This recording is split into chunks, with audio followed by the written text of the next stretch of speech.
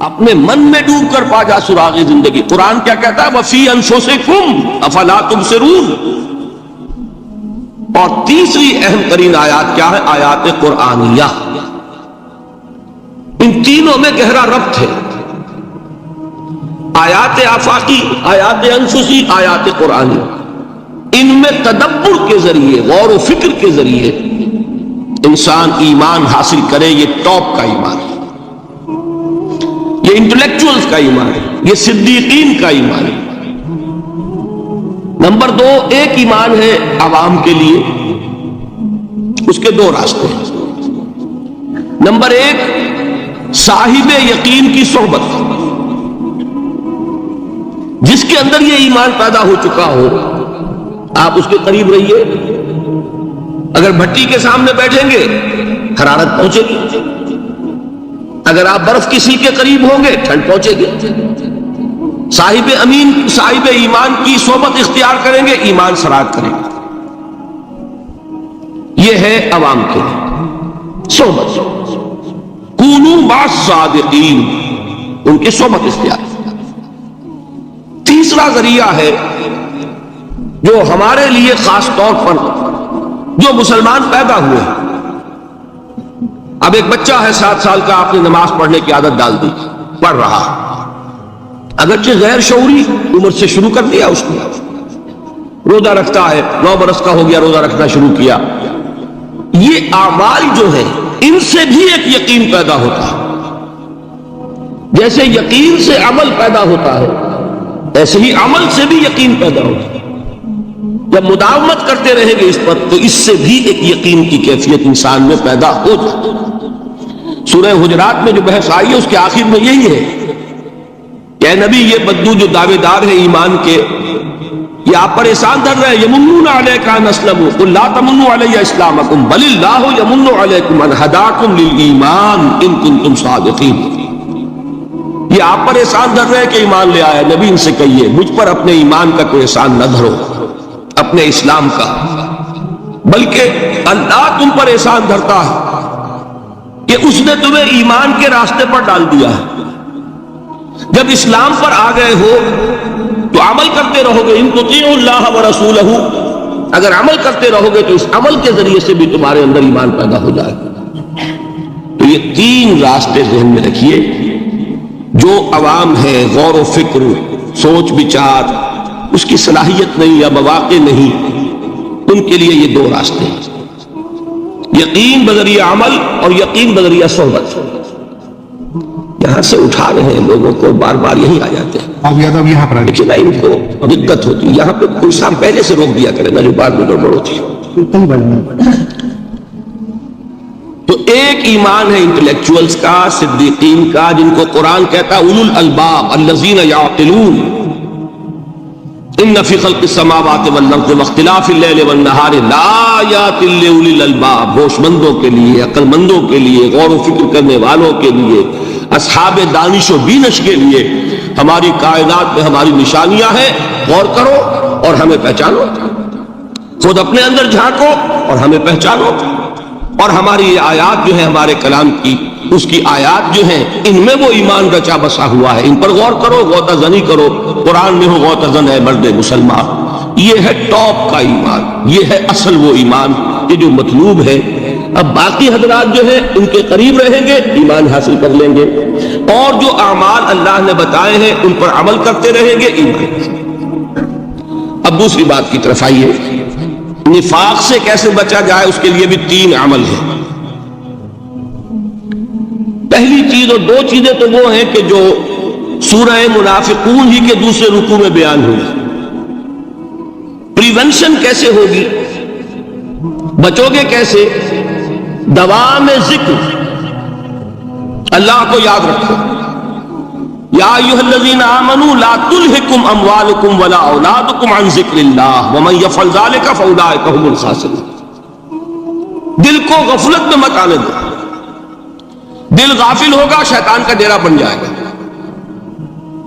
وہ دوام ذکر میں، البتہ یہ ذہن میں رکھیے کہ دوام ذکر کا ذریعہ کیا ہے، اس میں مغالطے ہیں لوگوں کو. جو سب سے بڑا ذکر ہے اس کو بھولے ہوئے ہیں. اور جو تیسرے چوتھے نمبر کا ذکر ہے اس کو سمجھ بیٹھے ہیں کہ بس یہی ذکر ہے. سب سے بڑا ذکر مجسم ذکر قرآن ہے. الذکر انا نحن نزلنا الذکر وانا له لحافظون. وہ الذکر کون سا ہے؟ قرآن.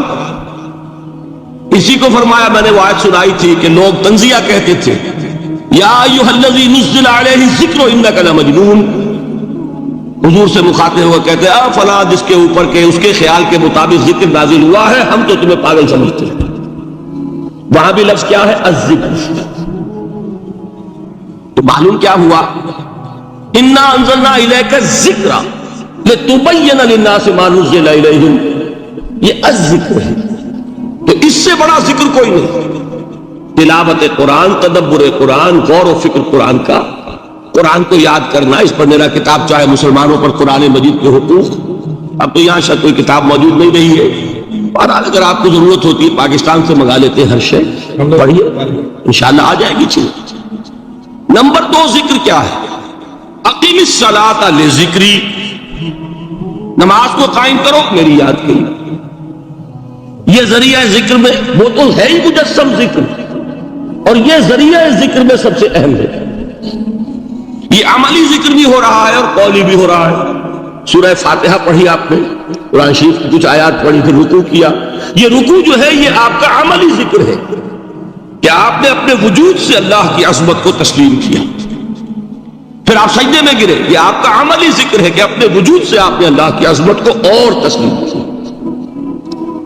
تیسری چیز ہے مسنون دعائیں اور مسنون اذکار جو حضور سے ثابت ہے. ہمارے ہاں کیا ہو گیا؟ مجھے فلاں بزرگ نے یہ چیز بتائی ہے، وہ تو پڑھتے چلے جا رہے ہیں. نہ قرآن سے دلچسپی، نہ اذکار مسنونہ سے دلچسپی.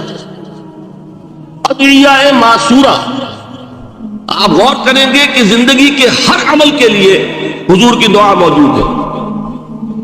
صبح اٹھے دعا ہے، آنکھ کھلتے بیت الخلاء میں داخل ہونے لگے دعا ہے، نکلے دعا ہے، وضو کرنے بیٹھے دعا ہے، فارغ ہوئے دعا ہے، مسجد کے لیے گھر سے نکلے دعا ہے، مسجد میں داخل ہوئے دعا ہے.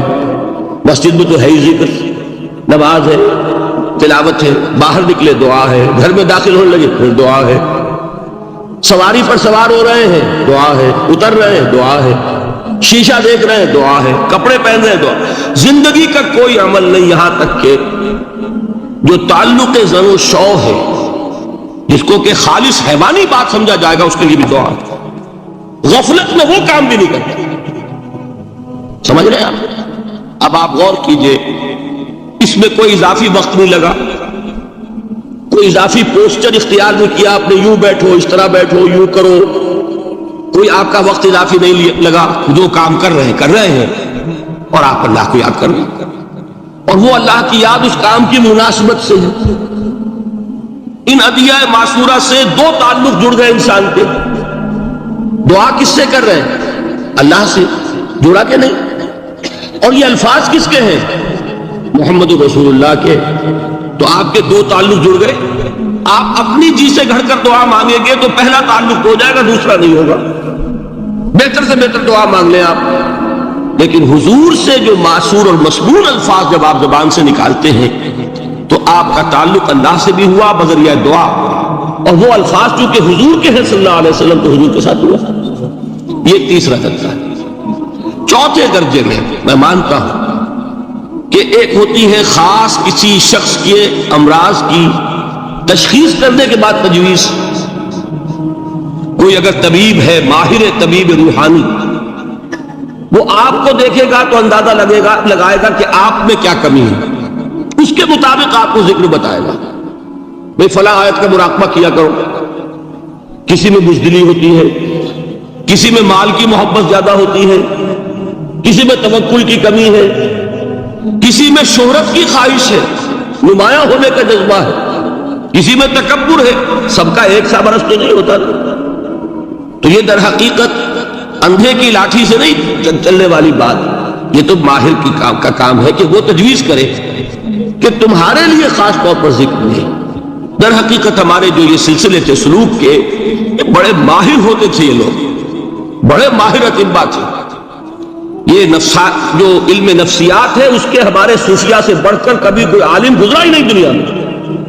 فرائڈ کیا ہے اور ایڈلر کیا ہے اور یونگ کیا ہے، بچے ہیں ہمارے صوفیاء کرام نے جس طرح انسان کی نفسیات کو سمجھا، اور وہ ان کی مناسبت سے تجویز کرتے تھے۔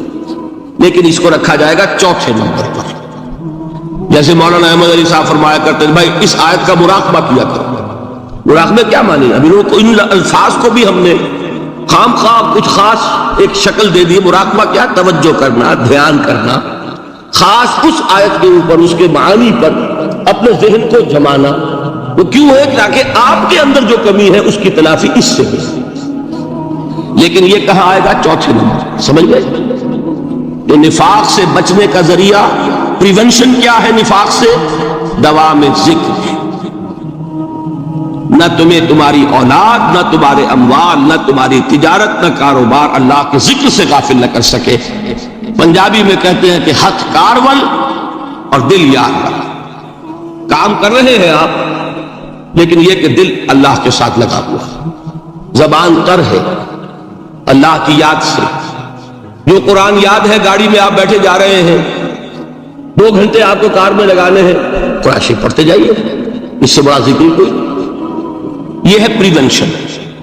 اب اگر مرض ہو جائے تو کیا ہو؟ اس کے لیے 2 چیزیں ضروری ہیں۔ ایک دیکھیے عجیب ہے، یہ نفاق کا علاج انفاق سے، صرف ایک الف لگا نا، انفاق کے معنی اور ہے۔ یہ بنا ہے کس سے؟ نفقت الدراہم، پیسے ختم ہو گئے، مک گئے، یا نفق الفرس، گھوڑا مر گیا۔ تو مال کو کھپانا، لگانا اللہ کی راہ میں، اگر دل میں نفاق کی کوئی آلائش آئی ہے تو اس کا ازالہ ہوگا انفاق فی سبیل اللہ سے۔ مال اللہ کی راہ میں دیجیے، صدقہ کیجیے، خیرات کیجیے، دیجیے، اللہ کے دین میں لگائیے۔ جتنا لگائیں گے نفاق دھل گا، اس لیے کہ اصل سبب نفاق کا ہے ہی حب دنیا، دنیا کی محبت۔ لہذا اس کا ازالہ ہوگا جو سب سے محبوب شے ہے، مال۔ انہ لحب الخیر لشدید، مال محبوب ترین ہے کہ نہیں؟ لہذا اس کو اللہ کی راہ میں لگائیں گے تو وہ نفاق دھل جائے گا۔ اور ایک اور چیز ہے جو بہت اہم ہے، بہت ہی شعوری طور پر اس کا اہتمام کیجیے۔ جس وقت دین کے کسی فرض کی انسان کو سمجھ آ جائے، اس کا شعور پیدا ہو جائے، پھر ڈیلے نہ ہو۔ ذرا سا ڈیلے جو ہے اس پر عمل کرنے میں، یہ در حقیقت نفاق کو جڑ پکڑنے کا موقع دینا ہے۔ امیڈیٹ ایکشن، ایک بات سمجھ میں آ گئی، فوراً عمل۔ اس میں شیطان کیا کرتا ہے؟ ذرا ٹھہر جاؤ، ابھی دیکھو یہ فرض ہے، یہ ذمہ داریاں ہیں، یہ کرنا ہے، اور پھر لگا دینا اپنے آپ کو۔ بہت سے لوگ کہتے ہیں بس یہ ریٹائرمنٹ کے بعد تو سارا میں دین کے لیے وقت کر دوں گا۔ اول تو خدا کے بندے تمہارے اندر رہ کیا جائے گا ریٹائرمنٹ کے بعد؟ سارا تو کھپ چکو گے، رہ کیا جائے گا؟ دوسرے یہ کہ یہ بھی جان لیجئے کہ کار دنیا کسے تمام نہ کر، ریٹائرمنٹ کے بعد کون فارغ ہو جاتا ہے؟ بیٹوں بیٹیوں سے فارغ ہوئے تو پوتے پوتیاں موجود ہیں، نواسے نواسیاں موجود ہیں، کبھی بھی وہ بوجھ ختم نہیں ہوتا زندگی کا۔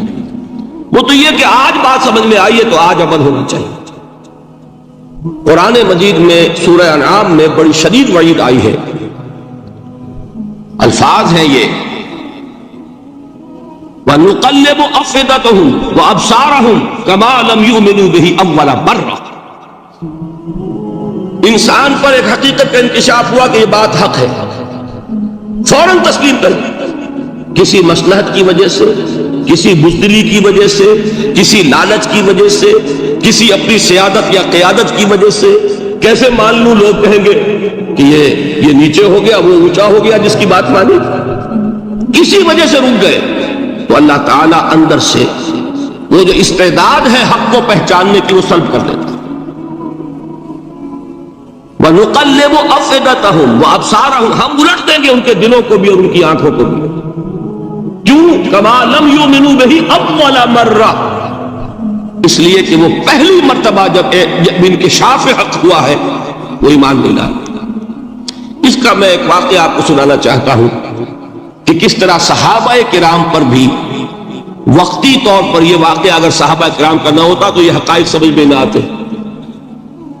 غزوہ تبوک کے موقع پر یہ میں جملہ انکمپلیٹ رہ گیا، ضعف ایمان کا حملہ ہو جاتا تھا، نفاق کا نہیں معاذ اللہ، لیکن ضعف ایمانی کی اگلی منزل شروع ہو جاتی ہے نا نفاق۔ یہاں جھوٹ بولنا شروع کیا نفاق، جھوٹی قسمیں کھانی شروع کی سیکنڈ سٹیج، اور جہاں مومنین صادقین سے بغض اور عداوت پیدا ہو گیا وہ تھرڈ سٹیج۔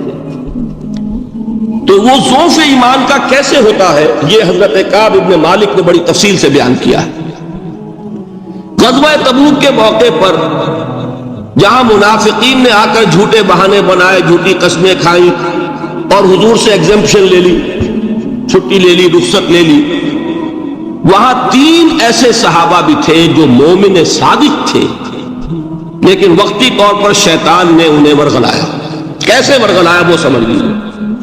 کعب ابن مالک نے تفصیل سے بیان کیا ہے، اور میرے نزدیک یہ جہاں تک میرا مطالعہ ہے طویل ترین حدیث ہے، بخاری اور مسلم میں بھی موجود ہے۔ حضور جب واپس آئے ہیں اور اب آپ نے ایک ایک کو بلایا، جن لوگوں نے تو پہلے جھوٹی قسمیں کھا لی تھی ان کو تو بلانے کی ضرورت نہیں تھی، لیکن کچھ لوگ ایسے بھی تھے کہ جنہوں نے ایگزمپشن بھی نہیں لی تھی اور گئے بھی نہیں تھے۔ اب ان کو آپ نے ایک ایک کر کے پیشی ہوئی، آپ کیوں نہیں گئے تھے؟ تو اب جو منافقین تھے ان میں سے انہوں نے اس موقع پہ جھوٹی قسمیں کھا لی۔ خدا کی قسم حضور ہم تو بالکل تیار تھے، پوری میں نے تیاری بھی کر لی تھی، پورا ارادہ تھا، یہ وقتی طور پر یہ مصیبت مجھ پر آ پڑی۔ جس نے قسم کھائی انہوں نے کہا اچھا ٹھیک ہے جائیے۔ کعب ابن مالک کی باری آئی تو ان کے الفاظ اپنے یہ کہ جب میں پیش ہوا تو حضور کے چہرے مبارک پر ایک غصے والی مسکراہٹ تھی، زہر خند کہتے، ایک مسکراہٹ ہے لیکن غصے کے ساتھ، غضبناک۔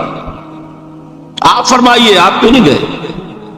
حضرت کعب یہ فرماتے ہیں کہ میں نے عرض کیا کہ حضور زبان میرے پاس بھی ہے، جھوٹ میں بھی بول سکتا ہوں، لیکن جھوٹ بول کر میں اس وقت آپ کی ناراضگی سے تو بچ جاؤں گا لیکن اللہ کے پکڑ سے نہیں بچ سکوں گا۔ میں اعتراف کرتا ہوں کہ جتنا صحت مند میں اس زمانے میں تھا کبھی نہیں تھا، جتنا فارغ البال اس وقت تھا کہ میرے پاس ساز و سامان موجود تھا راستے کے لیے، اتنا میں کبھی نہیں تھا۔ لیکن ہوا کیا؟ ہوا یہ کہ مجھے میرے نفس نے، شیطان نے پٹی پڑھائی۔ وہ پٹی کیا پڑھائی کہ حضور تو 30,000 کے لشکر کے ساتھ چلیں گے تو لشکر تو سلولی موو کرے گا نا، تمہارے پاس بڑی تکڑی، بڑی توانا صحت مند اونٹنی ہے، تم ذرا 2 دن بعد چلنا تیزی کے ساتھ اور حضور سے مل جانا، بس یہ تاخیر کا ارمان۔ تو انہیں خیال آیا کہ ابھی 2 دن گھر کی ٹھنڈی چھاؤں ہے، میں یہاں پہ جو آرام ہے وہ کر لوں۔ مجھے جگر کا شعر یاد آیا ہے کہ تپتی راہیں مجھ کو پکارے، دامن پکڑے چھاؤں گھنیری۔ ایک طرف فرض کی پکار ہے، اس میں تو ظاہر بات ہے کہ وہ تپتی راہیں ہیں، لا تنفروا فی الحر سنا چکا ہوا ہے۔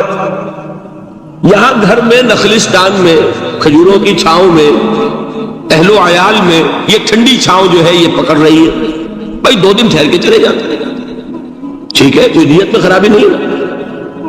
اس کے بعد پھر جب ابھی 2 دن اور ٹھہر جاؤ، یہ تو بڑا لمبا سفر ہے، ذرا تیز اور دوڑ لیتا۔ تو فرماتے ہیں کہ حضور میں اسی طریقے سے تاخیر و تعویق میں پڑا رہا، یہاں تک کہ ایک روز اچانک مجھ پر یہ چیز منکشف ہوئی کہ اب تو میں چاہے کتنا بھی تیز چل لوں میں آپ سے نہیں مل سکتا، میرے اعصاب ڈھیلے ہوئے، اس طرح میں محروم رہا۔ حضور نے بائیکاٹ کا حکم دیا صحابہ کو، 3 صحابہ تھے ایسے، 2 اور تھے جنہوں نے اسی طریقے سے اعتراف کیا۔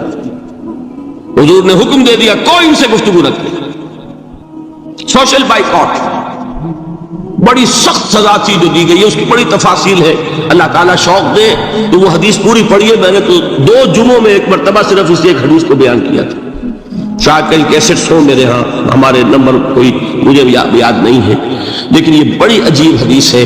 لیکن اس میں جو اصل سبق ہے وہ کیا ہے؟ اس طریقے سے شیطان لے تو لال تاخیر تعویض، ابھی کیا جلدی ہے، ذرا اس کام سے فارغ ہو لو، ذرا پھر تلافی کر لینا، ذرا زیادہ زور سے کام کر لینا، یہ وہ چیز ہے کہ جو وہ تو خیر صحابی تھے بچ گئے، اگر وہاں جھوٹی قسم بھی کھا دیتے تو گئے تھے۔ یہ تو اتنا ہی ہے نا، مردی و نامردی قدم فاصلہ دارت، اس میں تو یہی ہے کہ ذرا ایک جھوٹی قسم کھا دیتے، جھوٹے بہانہ بنا دیتے تو اب ضعف ایمان نہ رہتا، وہ نفاق کی سند شروع ہو جاتی۔ وہ اللہ تعالیٰ نے ان کو بچایا، لیکن یہ کہ ہم کیسے بچیں گے اگر ہم نے یہ روش اختیار کی؟ لہذا 3 کام دوام ذکر، نمبر 1 اس کی میں شرح کر چکا ہوں، 4 اذکار یاد کر لیجئے گا ان کو، ورنہ کیا فائدہ۔ نمبر 2 انفاق فی سبیل اللہ، نفاق کا علاج انفاق سے۔ نمبر 3 یہ عادت اپنے اندر پیدا کیجئے شعوری طور پر کہ جب ایک حقیقت واضح ہو جائے فوراً اعتراف، یہاں بھائی بات ٹھیک ہے آپ، جب ایک فرض کا احساس ہو جائے فوراً اس کی ادائیگی کے لیے آغاز۔ تاخیر و تعویق ہے کہ جس سے پھر نفاق کو موقع ملتا ہے۔ اللہ تعالیٰ مجھے اور آپ کو حقیقی ایمان عطا فرمائے اور نفاق سے بچائے رکھے۔ اب آئیے حقیقت و اقسام شرک۔ دیکھیے ہر شخص یہ جانتا ہے کہ اسلام دین توحید ہے، ایک لفظ میں اگر کہیں گے تو اسلام کا سب سے بڑا وصف، سب سے بڑی علامت توحید۔ وہ جو اقبال نے کہا کہ توحید کی امانت سینوں میں ہے ہمارے، آسان نہیں مٹانا نام و نشاں ہمارا، تو توحید ہے۔ توحید کی ضد ہے شرک، ٹھیک؟ اس سے میں ایک نتیجہ نکالتا ہوں، کوئی مسلمان جان بوجھ کر مشرک نہیں ہو سکتا، یہ میرا نتیجہ ہے۔ جان بوجھ کر مشرک نہیں ہو سکتا، وہ شرک میں مبتلا ہوگا تو ناسمجھی میں ہوگا، نادانی میں ہوگا، وہ اسے شرک نہیں سمجھے گا۔ یہ ممکن نہیں ہے کہ کوئی مسلمان ہو، گیا سے گیا مسلمان، گزرا سے گزرا مسلمان، گھٹیا سے گھٹیا مسلمان، لیکن وہ شرک کو شرک سمجھتے ہوئے اس پہ آلودہ ہوتا کیا سمجھ میں نہیں آتا کہ شرک۔ تو ضرورت بہت ہے کہ ہم یہ پہچانے کہ یہ شرک ہے کیا۔ دوسری بات یہ جان لیجئے، ہمارے دین میں ناقابل عفو جرم کون سا ہے؟ شرک۔ 2 مرتبہ بیان فرمایا گیا سورہ نساء میں صرف، ان اللہ لا یغفر ان یشرک بہ ویغفر ما دون ذلک لمن یشاء۔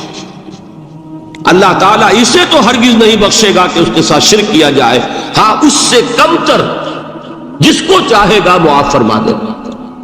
نوٹ کر لیجئے، اس کی بھی اندر بھی اوپن لائسنس نہیں ہے کہ بقیہ سارے گناہ لازماً معاف کر دے گا، یہ نہیں ہے۔